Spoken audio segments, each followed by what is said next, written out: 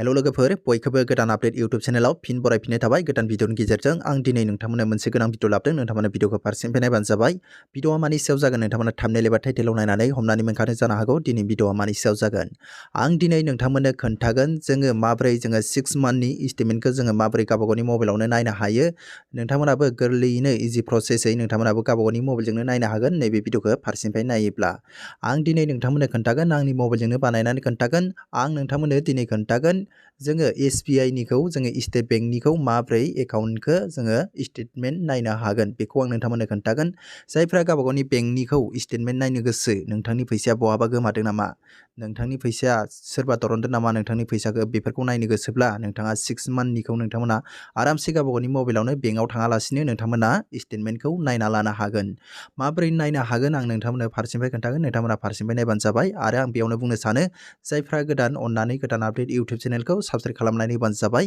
गोबाव सम जाबायमोन आं भिडिअ लाबोनो हायैया आंना गुजुनाय माखासे बेराम जाना दंमोन बिनि थाखाय आं भिडिअखौ रेगुलार लाबोनो हायाखैमोन दिनैनिफ्राय आं नोंथांमोननो भिडिअखौ रेगुलार लाबोबाय थासिगोन नोंथांमोना नुबाय थानो मोनगोन नोंथांमोना आरो बुजियाब्ला नोंथांमोना कमेन्ट बक्सआव कमेन्ट खालामनानै नोंथांमोना सोंहरनो हागोन अब्ला भिडिअखौ जागायलांबाय थानोसै नोंथांमोना लाइक होदो बिनिफ्राय जायफ्रा गोदान नोंथांमोना साबस्क्राइब खालामनानै होदो चेनेलखौ बिनिफ्राय डिसक्रिप्शनाव गोदान आपडेट फेसबुक पेज दं बेखौ नोंथांमोना फल' खालामनानै होबानो जाबाय बिनिफ्राय नोंथांमोना भिडिअखौ नायलांबाय थादो बिनिफ्राय नोंथांमोनाबो 6 मान्थनि स्टेटमेन्टखौ नोंथांमोना गावबागावनि मबाइलावनो बरनना लादो स्टेट बेंकनिखौ आं नोंथांमोननो दिनै रेगुलार खोन्थानानै होनोसै अब्ला नोंथांमोना नायलांबाय थादो भिडिअखौ आं जागायलांनोसै बिनिफ्राय नोंथांमोना गावबागावनि मेसेज बक्सआव मबाइलनि मेसेज हरग्रायाव नोंथांमोना हाबहैबानो जाबाय मेसेज बक्सआव बिनिफ्राय आङो SMS बक्सआव हाबनोसै थुनोसै नायबानो जाबाय नोंथांमोना बे नाम्बाराव SMS हरनांगोन दै 7208933148 आव नोंथांमोना बेयाव SMS खालामनांगोन मा SMS खालामनांगोन आं नोंथांमोननो खोन्थानि रेगुलार फारसेनिफ्राय नाय अब्लासो नोंथांमोनाबो स्टेटमेन्टखौ दरननो हागोन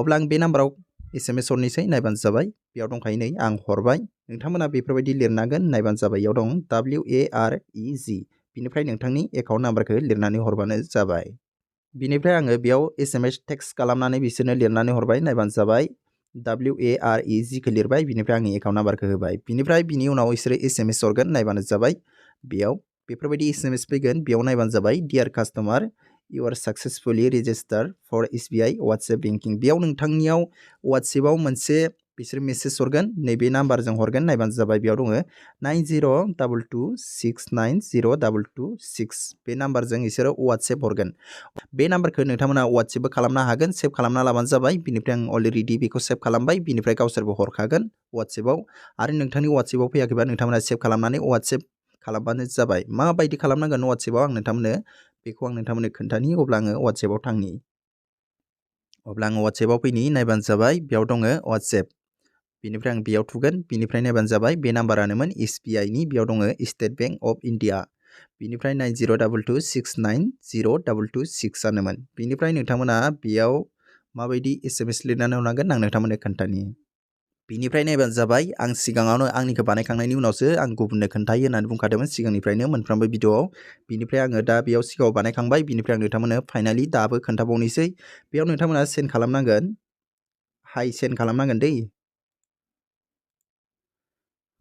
अब्ला नायदो बेफोरबायदि पेज खेवगोन हाय सेन्ड खालामबाय आङो बिनिफ्राय नोंथांमोना बेयाव नायदो गेट बेलेन्सबो चेक खालामनो हायो नोंनि बेंकनिखौ बिनिफ्राय बेयाव दङ गेट मिनि स्टेटमेन्ट नोंथाङा नोंथांनि बे स्टेटमेन्टखौ चेक खालामनो हायो सप्तासेनिखौ बिनिफ्राय नोंथांमोना 6 मान्थनिखौ खालामनो थाखाय नैबेयाव दङ नायबानो जाबाय आदार सार्भिस बेयाव नोंथांमोना खनसे थुनानै होबानो जाबाय बिनिफ्राय बिनि पेजआ बेफोरबायदि गेवगोन बेयाव गोबां अपसन दङ नोंथांमोना लननि माखासे स्टेटमेन्टफोरखौबो नायनो हागोन बिनिफ्राय नैबेयाव नायबानो जाबाय स्टेटमेन्ट सार्भिस बेयाव नोंथांमोना खनसे थुनानै होबानो जाबाय बिनिफ्राय नैबेयाव नायबानो जाबाय सेनाव खनसे थुनानै होदो गाहायाव अब्ला बेफोरबायदि पेज खेवगोन बिनिफ्राय बेयाव दङ नै please select statement service from द बिलो अपसन बेयाव आरो खनसे स्टेटमेन्ट सार्भिसाव खनसे थुनानै होबावदो बिनिफ्राय बेयाव दङ एकाउन्ट स्टेटमेन्ट बेयाव खनसे थुनानै होदो बिनिफ्राय गाहायाव दङ सेन्ड बेयाव खनसे थुदो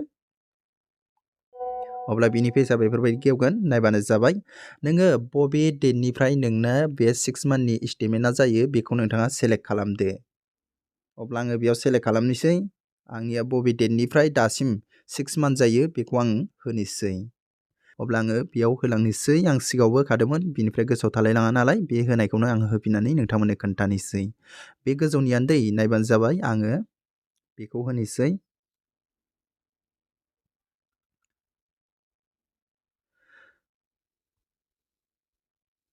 अब्ला बेफोरबायदि जागोन नायबानो जाबाय। दा नैबेयाव आंनि नैबे लास्ट डेटखौ बेयाव होफिनबावनांगौ नायबानो जाबाय। केन्डेलि इन्टार दा इन डेट इन बेयाव नोंथांनि बे जोबनायनि लास्टनि मननि डेटखौ होफिनबावनांगौ दै। बिनिफ्राय आङो बेयाव होनोसै, बेयाव थाब थाब होनोसै आङो।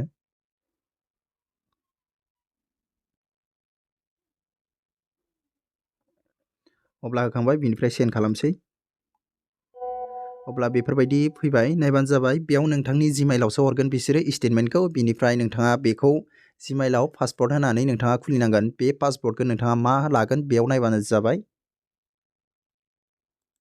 अब्ला आङो बेयाव होनोसै 1122 बेखौ थुनाय लोगो लोगो नोंथाङा नोंथांनि बे पिडिएफखौ नोंथाङा नायनो हागोन। नोंथांनाव स्टेटमेन्टआ फैगोन जिमेइलाव। बिनिफ्राय आं थुनोसै। बिनिफ्राय नायबानो जाबाय dear customer there is not email ID registered on your account. बेयाव दा मा देखायदों आं नोंथांमोननो फारसेनिफ्राय खोन्थालांनोसै। जायफोरनि बेंकआ जिमेइल आइडिजों लिंक गैया, नोंथांमोना रेजिस्टार खालामाखै, नोंथांमोना बे स्टेटमेन्टखौ मोननाय नङा। दा नोंथांमोननो बे जिमेइल आइडिया नोंथांनि बेंक एकाउन्टजों लिंक दंखायोब्ला नोंथांनाव फैगोन। माबोरै लिंक खालामगोन आं नोंथांमोननो बेखौबो खोन्थागोन। नोंथांमोना इउन' एसबिआइ एपआव थांनानै नोंथांमोना अपेन खालामबानो जाबाय। इउन' एसबिआइखौ नोंथांमोना प्ले स्ट'राव लानानै नोंथांनि जिमेइलखौ होबानो जाबाय। अब्लानो बेयाव नोंथांनो 6 मान्थनि स्टेटमेन्टखौ नोंथांमोननो बे जिमेइल आइडियाव होगोन पिडिएफ। बिनिफ्राय नोंथांमोना नायनो हागोन। नायबानो जाबाय, आं स्क्रिनाव होदों बेफोरबायदि नोंथांमोननो स्टेटमेन्टखौ हरगोन। बिनिफ्राय नोंथांमोना पासपर्टखौ होदो, बिनिफ्राय खुलिनानै नोंथांमोना नायबानो जाबाय। नोंथांनि जिमेइलाव थांबानो जाबाय। नोंथांनि जिमेइलाव अपेन खालामहैदो नोंथाङा नोंथांनि जिमेइलखौ। बिनिफ्राय बेयाव बिसोरो हरगोन। दा बिनिफ्राय आंना बे जिमेइला एकाउन्ट नाम्बारजों लिंक गैया नालाय इउन' एसबिआइखौ आं लायाखै, बिनि थाखाय बेयाव हरनाय जायाखै। बे गुबुननिसो दै, बिनिफ्राय आंनि नङा, बे आं गुबुननि स्टेटमेन्टखौसो नायनानै होदोंमोन। बिनिफ्राय बै बिथाङा माने बेखौ लिंक खालामना लायाखै जिमेइल आइडिखौ, बिनि थाखाय बेयाव स्टेटमेन्टखौ मोननाय जायाखै। बिनिफ्राय मिनि स्टेटमेन्टखौथ' मोनखायो, बिनिफ्राय 6 मान्थनिखौबो मोनो। बिनिफ्राय जिमेइल आइडिखौ लिंक खालामथारना लाबासो नोंथांमोना फैगोन नोंथांनि जिमेइल आइडियाव। बेखौ लिंक खालामनो थाखाय नोंथांमोना इउन' एसबिआइआव थांबानो जाबाय। इउन' एसबिआइआव नोंथांमोना थांनानै नोंथांमोना बेखौ आपडेट लिंक खालामना लाबानो जाबाय। बेफोरबायदि पेज खेवगोन, बेखौ नोंथांमोना अपेन खालामनानै नोंथांमोना इउन' एसबिआइआव नोंथांनि जिमेइलखौ लिंक खालामदो। बिनिफ्राय नोंथांमोना बे नाम्बाराव हरबानो नोंथांनि बै स्टेटमेन्टखौ मोनगोन। फाइनालि बियो मोनगोन। आरो नोंथांमोना मोनाखैबा नोंथांमोना आंनाव SMS खालामनो हागोन। गोसोबायदि नोंथांमोना आंखौ बुंहरनो हागोन। आं नोंथांमोननो खोन्थाखाबाय। बेखौ नोंथांमोना स्टेटमेन्टखौ 6 मान्थनिखौ लानो थाखाय नोंथांमोना जिमेइल एकाउन्टखौ नोंथांमोना लिंक खालामना लाबानो जाबाय। इउन' एसबिआइआव थांनानै नोंथांमोना अपेन खालामनानै। अब्ला लोगोफोर दिनै भिडिअ एसेनोसै। नोंथांमोना स्क्रिनाव होदों बेफोरबायदि नोंथांमोना स्टेटमेन्टखौ दरनना लानो हागोन। अब्ला लोगोफोर दिनै भिडिअ एसेनोसै। नोंथांमोना फाइनालि बुजिबायबो जानो हागौ। आरो नोंथांमोना बेखौ स्टेटमेन्टखौ नांथारगौबा नोंथांमोना जिमेइल आइडिखौ लिंक खालामना ला गावबा गावनि मबाइलजों दरनोब्ला। अके लोगोफोर, अब्ला नोंथांमोना माबाफोर सोंहरनो दङब्ला नोंथांमोना कमेन्ट बक्सआव फैनानै गोसोबायदि सोंहरनो हागोन। नोंथांमोननि बेंकनिफ्राय फैसाफोरा गोमादोंब्ला नोंथांमोना आंनि बे कमेन्ट बक्सआ लांदांसो जाना दं, नोंथांमोना सोंहरनो हागोन। सोरनाबा बेंकफोरनिफ्राय फैसा दानजालाङो, मानि थाखाय दानजालाङो बिनि भिडिअबो आं नोंथांमोननो लाबोगोन। फाइनालि नोंथांमोना मोनबाय थानो हागोन। बेफोरबायदिनो गोदान गोदान नोंथांमोना अनलाइननि माखासे bank, PAN card, Aadhaar card, टेक्न'लजिनि भिडिअखौ नोंथांमोना आंनि बे गोदान आपडेट इउटुब चेनेलनिफ्राय मोनबाय थानो हागोन रेगुलार। अब्ला लोगोफोर लाइक खालामना होदो जायफ्रा खालामाखै, आरो साबस्क्राइब खालामनानै होदो जायफ्रा गोदान। आरो फेसबुक पेजआव नोंथांमोना डिसक्रिपसनाव लिंक दंखायो, नोंथांमोना थांनानै फल' खालामनानै लाहैबानो जाबाय।